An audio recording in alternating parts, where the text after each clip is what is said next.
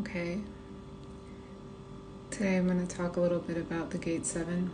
I was making some videos back in the winter about the gates, and for some reason I felt the impulse in me to try that again. So if you're watching this and you have no idea what I'm talking about, I advise you just turn it off. But if you're curious, stay on, because we're talking about the gates in human design and what they mean, and kind of breaking it down, what all those numbers are on the side of your chart, because a lot of people get confused about that.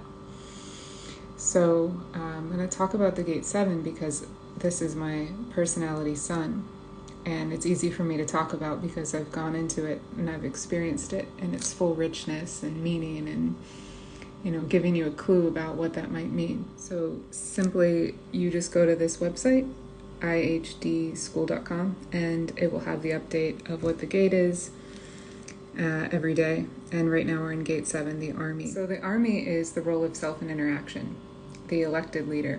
And I think that's really important, the word elected leader, because this art form, this work, this way of reading on the path is completely about everything that's happened since 1781. Yes, 1781.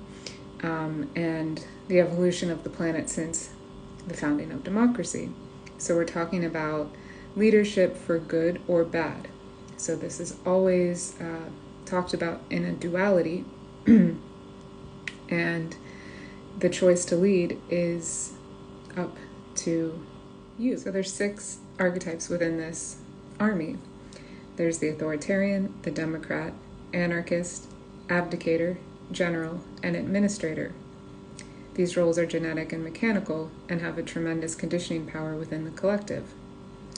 Through our role and with our understanding of humanity's future direction, we persuade others to follow our leadership, thereby influencing people in positions of influence themselves, especially those with Gate 30. So we're talking about the power behind the throne. This is usually what it's referred to. And I read a blog that said it's kind of like being not Oprah, but Oprah's consultant. Oprah's psychologist. So it's the paradox, and this was one I used to read as a child in a book of paradoxes that I had, which was, who is the barber for the barber? Who cuts the hair of the hair cutter? Right? Everyone always needs, this is maybe going back to functional hierarchies, is that every leader also needs a leader. So we're really conditioned, and I'm just speaking from personal experience, to think about leadership in the 21st century in just a really kind of wacky way. And this goes without saying, but I've been a part of a lot of leadership programs in the past where everyone's a leader. I just don't think that's true. I just don't. I think there's some people who are leaders, and I think there's some people who are followers. I mean, look at this platform itself. Meta-aware. There's just part of the nature of human structure and reality.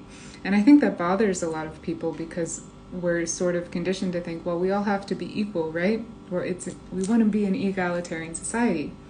And that's not what human design teaches us.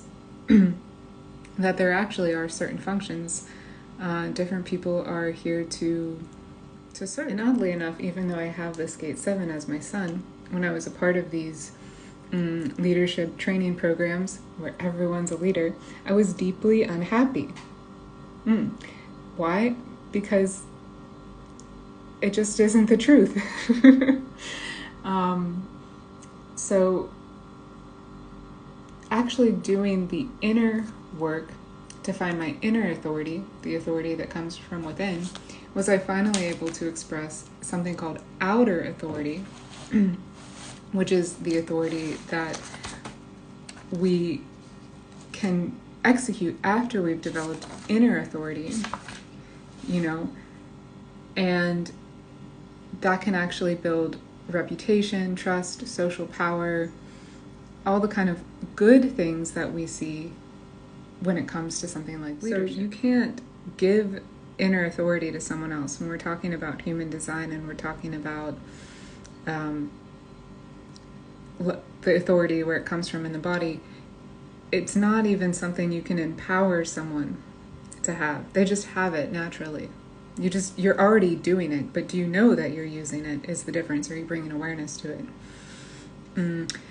And once you actually start practicing this in your life, then you can build a greater sense of power with and showing that through your outer authority. The biggest thing that people have, and I'm going to finish this soon, the biggest problem people have with leadership and hierarchy and authority and all the ways it's so messed up today is this idea of power over, which is dominator hierarchies and coercion.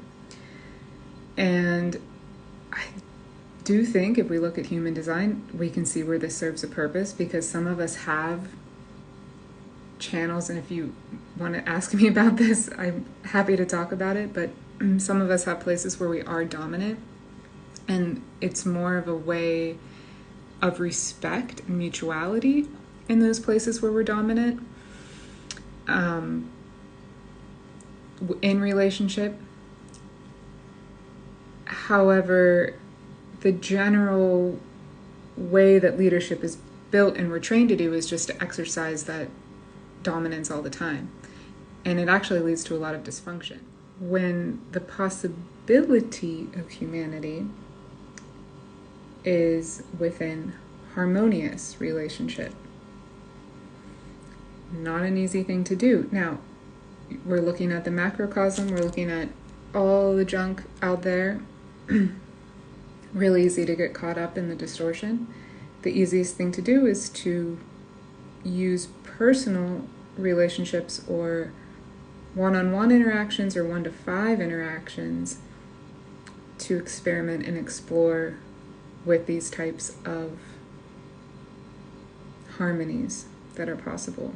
It's kind of like building a band almost, or building a